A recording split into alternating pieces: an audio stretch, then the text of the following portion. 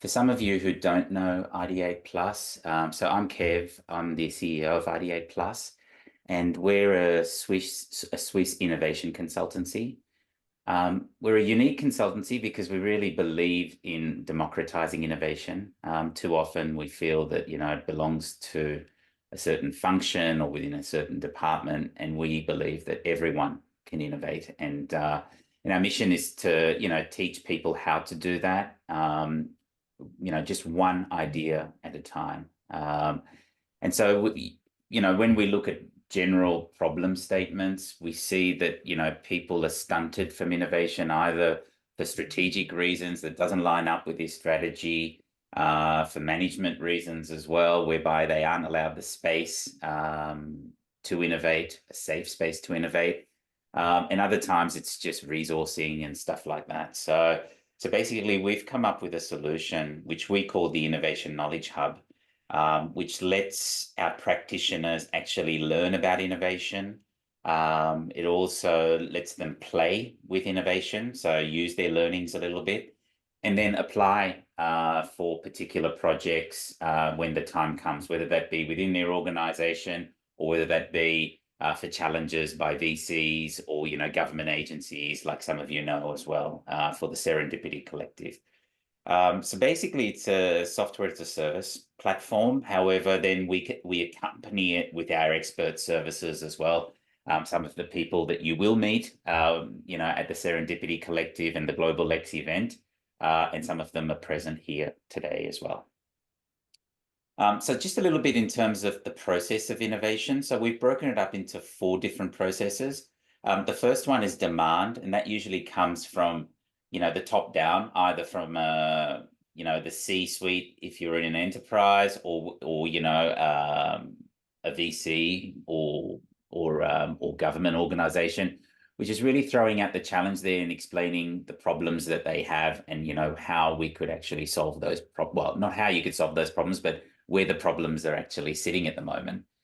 Then we have the ideate phase, whereby we crowdsource a solution to those problems, and then we collaborate together in crowdsourcing that. That can be done either face-to-face or it could be done virtually, which is, we see it as much more powerful. And then there's a validate phase whereby there's activities, based on human-centered design thinking, that we've developed, whereby you can actually understand who you're trying to solve the problem for, trying to understand a little bit more in terms of, the things that you don't know about a problem, and then you can even go and test your solution as well, build up your solution, and so forth. And then the last phase is the experiment phase, whereby, you've got an experiment, you've got what you call a minimum viable product that you want to deliver, and then you go out there with that hypothesis and you try and prove it or disprove it. So anyway, I'll just go through, our webinar series. So we've come up with 3 specific topics. The first one you will hear from today, so I'll just go through that a little bit later. But then we've also got a design for deep tech, as some of you may be interested in that as well, and the relationship between Tib, can you just let the people in? Sorry, I can see someone now. The relationship between, designing the deep tech and in terms of validating your concepts as well. And then finally, a little bit about lean startup as well. Some of you have come to us, trying to learn a little bit about the agile way of doing things, but it's also a methodology that whereby, we think it's useful to learn a little bit of that in terms of building up the right teams and actually setting up your hypotheses as iterations as well. So all of that would reflect kind of the learn, play, and apply philosophy that we have to help through those phases. One thing that I wanted to say is, we've got these ones leading up to the event that we're organizing in Estonia. But then, try and think through if there's other things that you really want to learn about as well, and we will try and accommodate those. So use the chat as during the webinar, but then also if there's anything else that you think about, then just send me an email as well, and we will do our best to accommodate those in future webinars. So let me actually get to the webinar topic of today. So I just wanted to introduce Tib to you. Tib is one of our star researchers. He basically, what we love about Tib is like, besides IDA Plus, he's also got other interests in mind. Very futuristic and thought-provoking interests as well. And he'll talk a little bit about that during this webinar. And also, what we use TIB for is to also think through particular solutions and then experiment it within IDA Plus as well, so that we can then, have that for our clients, basically. So anyway, I'll leave it for now. And Tib, you can introduce yourself a little bit more and the topic that you're going to discuss. Thank you. Thank you for the kind introduction. Can you hear me all right? Yep. Let me just share my screen. Okay, so just before Tib starts, we'll have a little bit of the session with him, and then there'll be plenty of time for questions and answers at the end as well. Sorry, Tib. Yeah, thanks. So this webinar series about the polynomial futures. The current presentation is an excerpt from the upcoming polynomial futures methodology. Like Kev said, I'm working with IDA Plus team as a research and design advisor. This is since 2022. I am involved in a broad spectrum of projects. So I do research and innovation in futures with various applications in science and technologies. In 2013, I created a project based on some of these interests. The project is called Geometry Matters, and this is a popular science platform that delivers a variety of resources on the topics of geometric cognition, cognitive geometry. So basically understanding cognitive and cognition through a geometric lens, let's say. And, to sum up this interest and this passion for understanding cognition, in 2018, I created this Polynon, which is a geometric framework for cognition, and makes the subject of our discussion.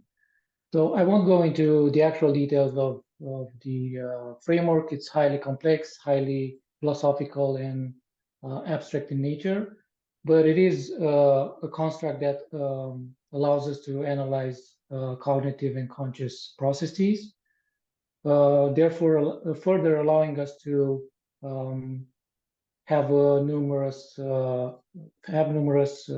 applications. And one of these applications is in the creation of futures, in innovation, in the process of ideation. So basically, in this sense, the current model will equip you, the innovator, with a visionary tool for mapping the unknown. So it will enable you to shape futures through a profound understanding of complex systems and their underlying uncertainties and probabilities. Now, the actual terminology of the polynomial means multiple non-events, so non-events. And in the case of futures and uncertainties and so forth, this is a very useful methodology in trying to understand what are we thinking about, how are we going to develop and map and build further applications on these future horizons. The process is quite straightforward, even though it's complicated. So basically, you start to understand that experience shapes all of our interactions, all of our thoughts, ideas, and all of our intended future scenarios. You start to create cognitive dimensions built and informed by these experiences. These dimensions filter and focus our attention, and it guides us towards specific phenomena based on our models and expectations. Then these phenomena are encountered and developed into data, both qualitative and quantitative, that can be further analyzed and understood. And of course, a more philosophical terminology for this would be a sense data, which embodies the essence of the experience, providing a foundation for insight and innovation. Further, this data is transformed into a semiotic environment. So that means leveraging what that data means, what its symbolism, and how we can, better construct meaning, value, and expose inherent meaning beyond our immediate expectation. So once we have these semiotic environments, we get to build behavior spaces. So we use insights and innovation acquired in previous steps in order to create very informed decision-making actions and interactions. So basically, the interpreted data drives behavior, leading to innovative practices and behavior. So you start mapping the unknown by understanding that the emergent present is not just the present. You can also embed into this mapping the unknown and also the unknowable as factors and as constants. And there are two simple ways to do this. I used mathematical formulations, but they are more abstract in nature. So consider first future x that is defined by a number of variables that are all known but all unknown, but knowable aspects of this particular future. So this would be, in general, considered a closed system where you can know everything there is to know, where you can project all these unknown factors and predict them or calculate them based on a number of equations or contextual factors for this future. So as an example, consider a fashion company that has a good grasp of the materials and type of materials it can use in the creation of its merchandise, its clothing lines, and so forth. And by looking at only at a certain set of materials, their combination and number are predictable, right? So once you have an established number of materials and a combination of materials, you have a certain amount of clothing items you can create.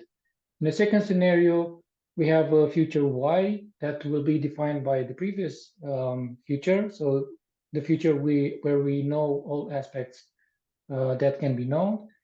And we have a secondary observable b and a theoretical assumption c.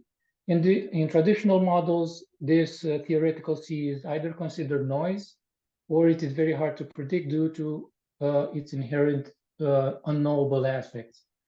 So when we look again at the fashion company, this time the fashion company understands the shift towards digital consumption, for example, and when the blockchain is first created, they launch a series of NFT clothing for users' avatars. So they are creating a completely new division at the opposite spectrum of their core function, which is a very neat way in understanding how the unknown and a theoretical assumption can be already used in creating a future. So when we look at the terminology, we see that the secondary knowable aspect would be something outside of the spectrum or the core function of the company or of the innovation you're looking to create, which in this case would be the shift towards digital consumption. And the theoretical construct or assumption would be that maybe there's something we can create there for our users based on our core function, based on our experience and so forth. And you can even go further and interpret this theoretical C as a complete or an absolute unknowable, which will leave and create your innovative system open to further exploration, further to new horizon. And of course, this is due to the fact that there is more unknown than known, and even more unknowable. So while we have a very good grasp of this reality, these markets, the market conditions, we have data science and all these tools to look at what's happening. All of this is built on top of infinity of unknown factors and even more unknowable factors. So this brings us to the understanding that all knowledge is initially cognitive, which is a key aspect of the polynomial futures. In this way, we create cognitive dimensions that abide by a set of rules and principles and carry a set of properties. All borders are perceptual and conceptual.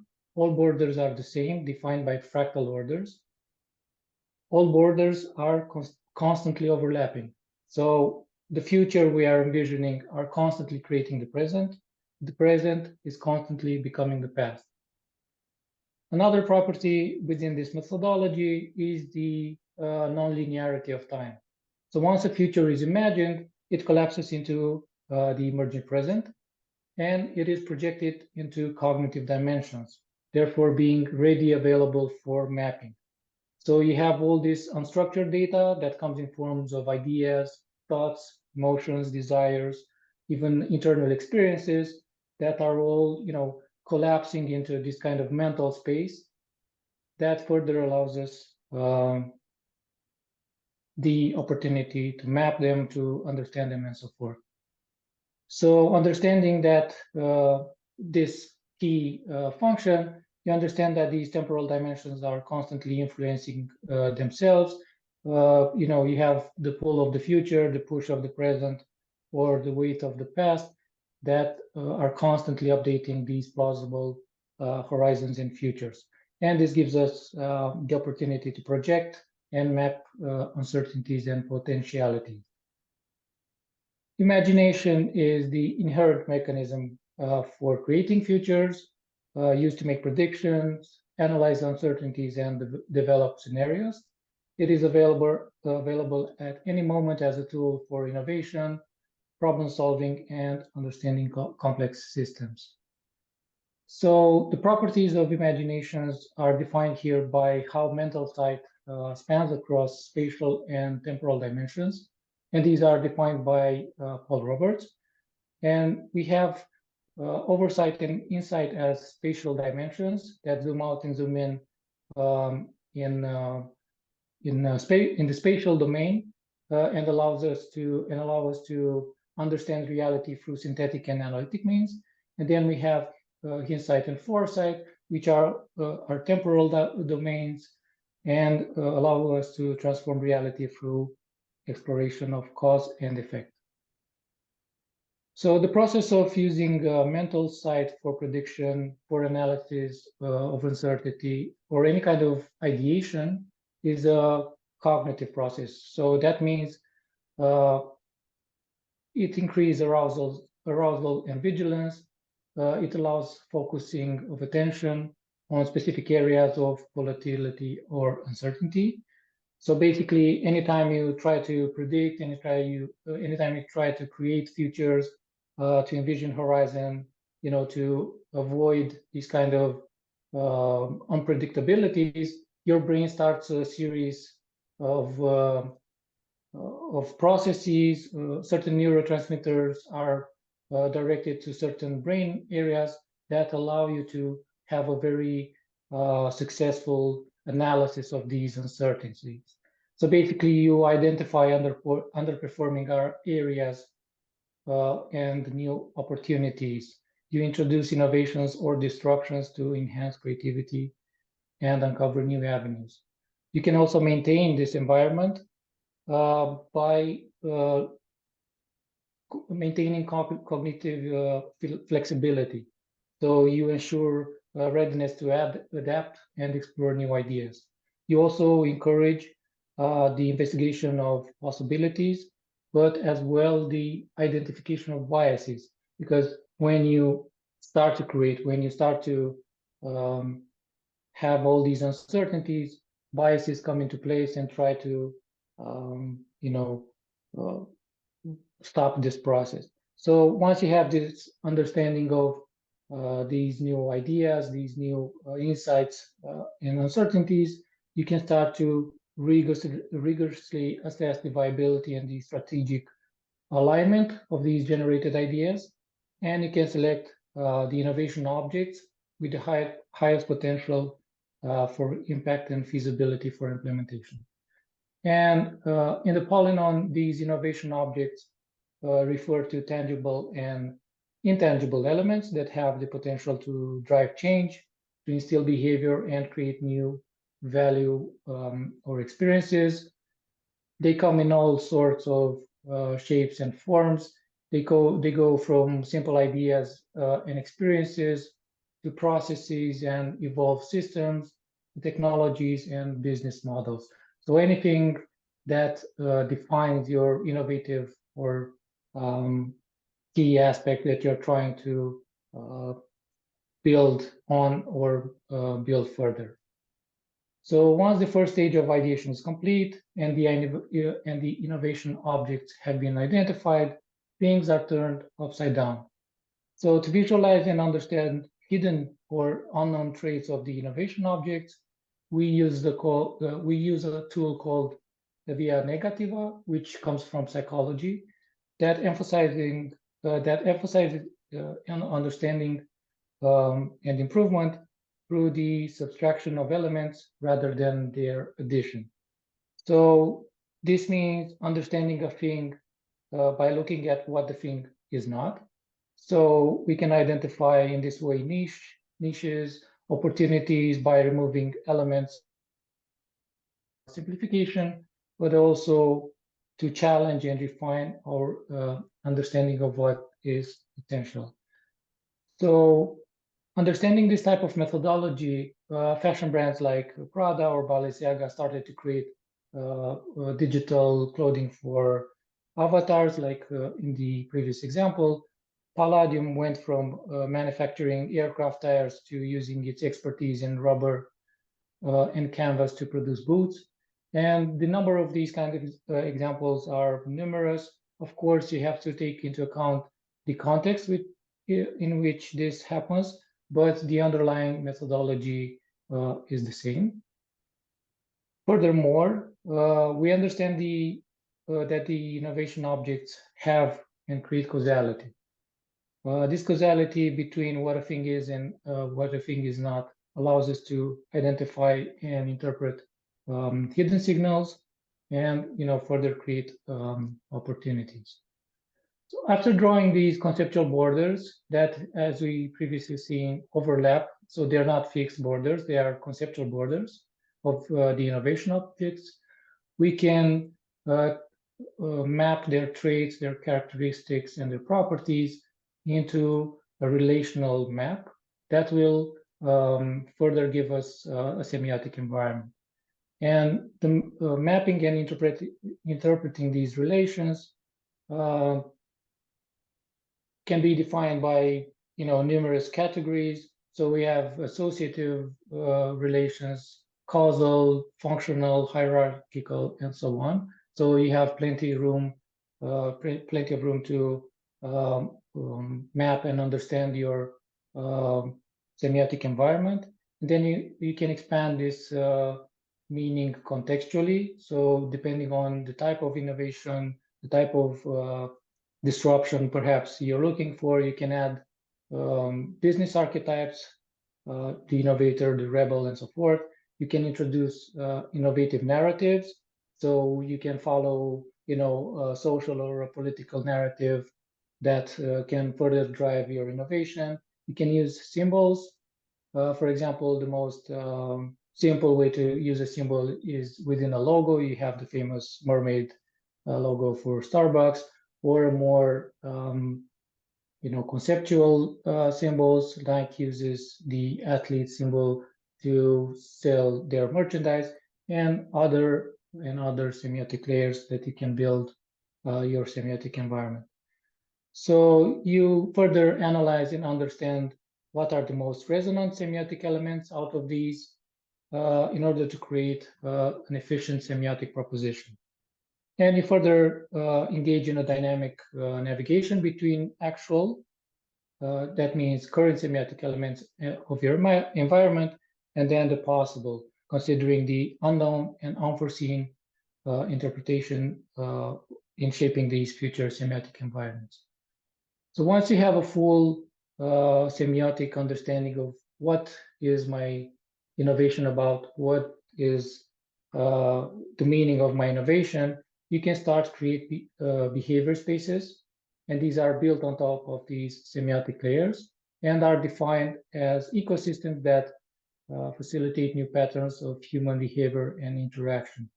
And of course, again, these spaces come in a very numerous categories, or they can be collaborative, meaning that it allows people to cooperate, to share ideas. They can be recreational, about relaxation or personal enjoyment.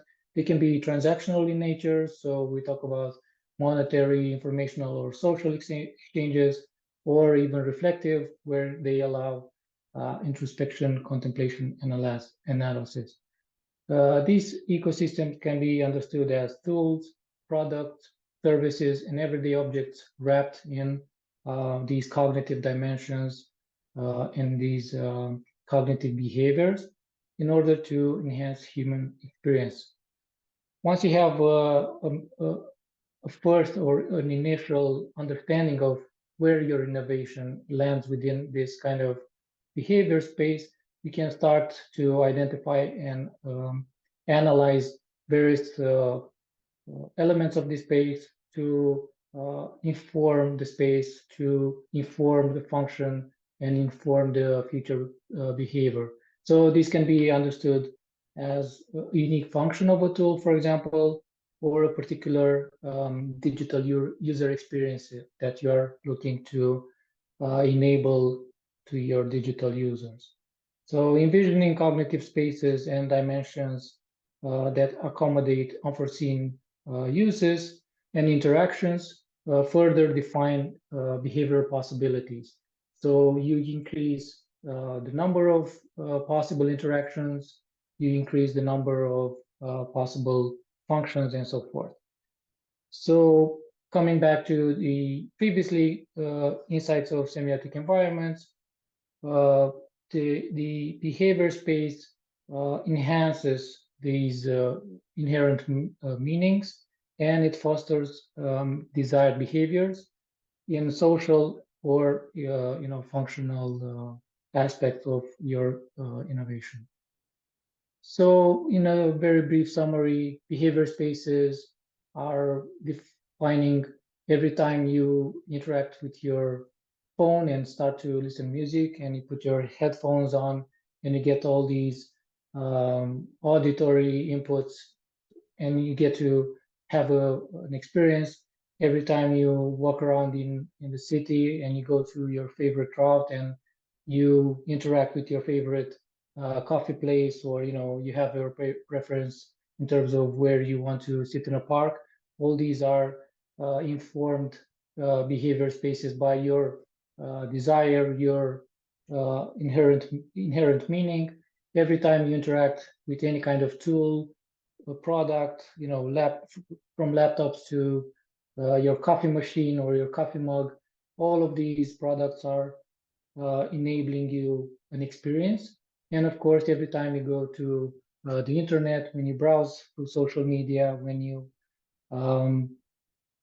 go into these virtual spaces, all of these are behavior spaces that are enabled by cognitive dimensions, by our inherent cognitive process. So once enough of these innovation objects are created, we can plan detailed steps for how innovation can catalyze change, how it can influence user behavior, and anchor new business models or services. And you can start by developing cognitive anchors. So you look at key concepts, at visionary goals, strategic intentions, all of these cognitive aspects that can provide a very good anchor for your innovation, for your innovation object. And further, you can create potential future scenarios that are built around these anchors. So you can consider different contexts and environments, as we've previously seen, both digital and physical, that these innovations might influence and transform.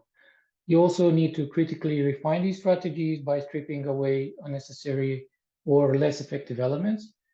And of course, you should actively test the assumptions made by these cognitive anchors and their applications. And the next strategic move in the blue ocean strategy is to identify untapped market spaces or underserved customer segments, create potential horizons, and so forth. So basically, you have a clear pathway from the anchor point to your innovation object by starting to create and envision these horizons that are formulated with blue ocean moves built on these on the inherent causality chains that are defined, that have previously defined in the creation of the innovation object. You can create and implement a blue ocean shift. That means breaking out of the existing status quo and redefining the boundary of an existing market. So once you have a clear understanding of your innovation or of your innovation object, you can start pushing it away of the traditional way of resolving that specific problem, or try to create a new market space. And of course, once you are in this kind of unexplored market or unexplored cognitive dimension, you should always consider creating new anchors, so you'll always have support, and thus repeating the ideation process. To sum up this blue strategy and this kind of whole process, I'll quote the creator of the blue strategy, Cham Kim, that says, "Create, don't compete." So the easiest way to innovate, to advance your project is to, of course, you have to look at the current and the existing competition. You have to start with data, but then you have to have an experience of the data. You have to have a personal and an objective opinion or experience of that data. Sorry. So in this model, data and experience form this dynamic feedback loop that fuels your innovation. Data is, of course, the most raw material for this model, and experience is the most elusive. And as we've seen, experience is a resource for innovation in this model. You can use it to understand cognitive factors related to specific innovations. You can include it to explore inherent biological needs, for example, Maslow's hierarchy of needs, or other emergent or social cognitive constructs. When using data for innovation, you use it to extract data from mapped experiences, from projected horizons into semiotic and semiotic environment and behavior spaces, and in order to create a rich data set that embodies the essence of these experiences. So in conclusion, the polynomial methodology is built on this feedback loop between data and experience.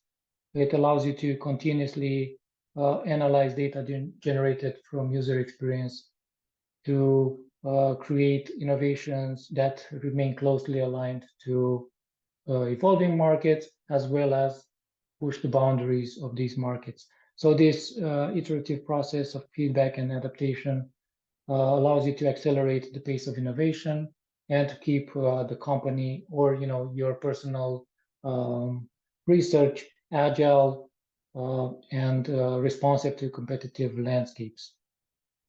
And I'll leave you with a simple and a creative thought experiment. So consider that you are imagining a future. You have a vision that informs a decision that is taken in the present, and you put in motion this this strategy or this potential future with a single decisive action. The interval that passes from the moment you take this action and to the actual moment of the future is lying in the past of the future. As such, you have a very clever condition where the future can influence the past. Thank you.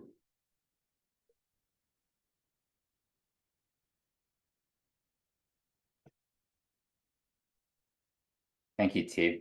Fascinating. If you Honestly, have questions. I've heard Tib actually do that a couple of times, and every time, like, I'm just blown away by it. And every time I find, new insights as well. So thank you very much for sharing that with us. Thank you as well. Any questions from the audience?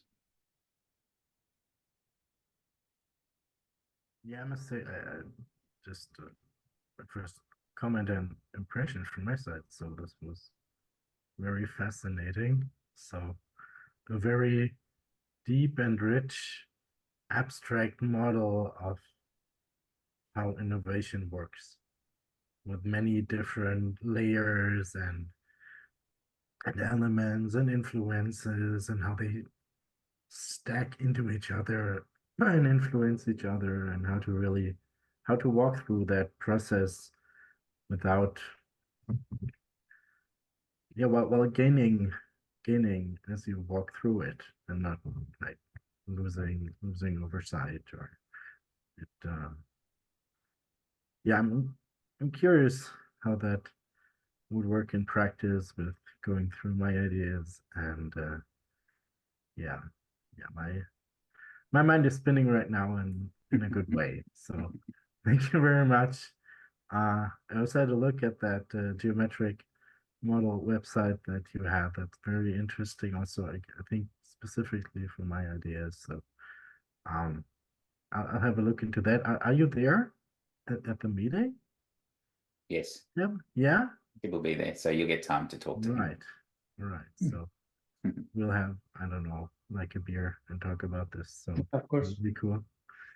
Of Okay, course. then. Thank you. Thank you. Thank you as well. Thanks, Felix. Sven, please.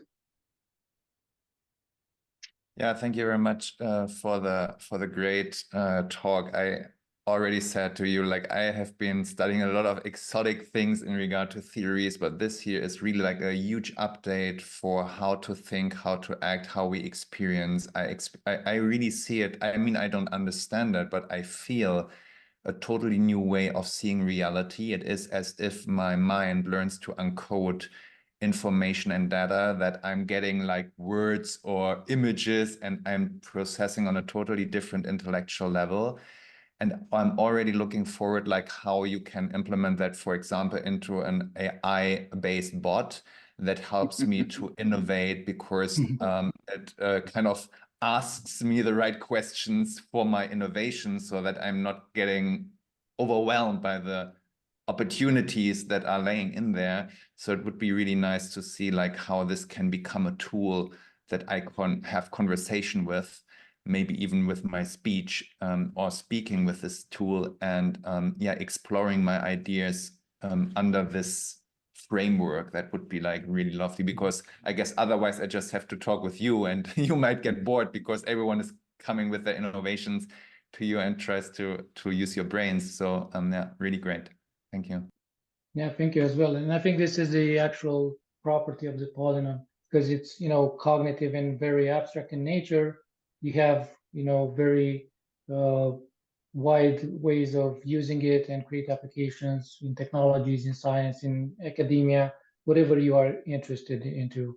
And of course, I am considering a lot of these aspects, and it will take time. The polynomial is still a work in progress, but it's clear that it has a very good approach and methodology, and a very analytical way of showing us how things work, and how we can improve, innovate, and support. Yeah. And it also is thinking about, I know we discussed a lot about human cognition, but it's also machine cognition, and the evolution of that as it goes along, because we can know whatever we know, okay, and that's just a matter of gathering lots of data, but then how that evolves, and what the practices of that, I think that's very interesting as well. Yeah. Yeah, the fact that it is a structured process that guides you through the whole thing allows you to automate parts of it, and or at least structure it in a way that would allow an AI or a bunch of AIs to collaboratively go through that. So that would be interesting. Yeah, of course, and with the holistic view of a human, of a person that doesn't, rely too much on data, but relies on experience. This kind of interaction between human and AI can be really interesting to see, and I'm sure we'll see it in the upcoming years.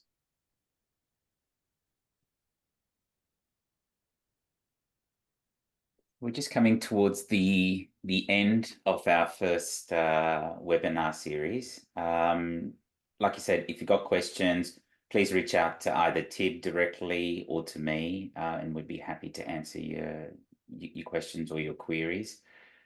We hope that you've enjoyed it. We hope that it was relevant as well in the context of, free thinking, blue sky kind of innovation. And yeah, we just thank you for showing up, and please share the recording. So I'll post it on the website and then also on LinkedIn. So if you think other people could also gain some interest from it, then please go ahead and repost. Thank you very Right. much. Thank See you, you. everyone. Have a great Thank weekend. you for having me. See ya. Nice job, Very Ted. much. Goodbye. Bye. Thank you.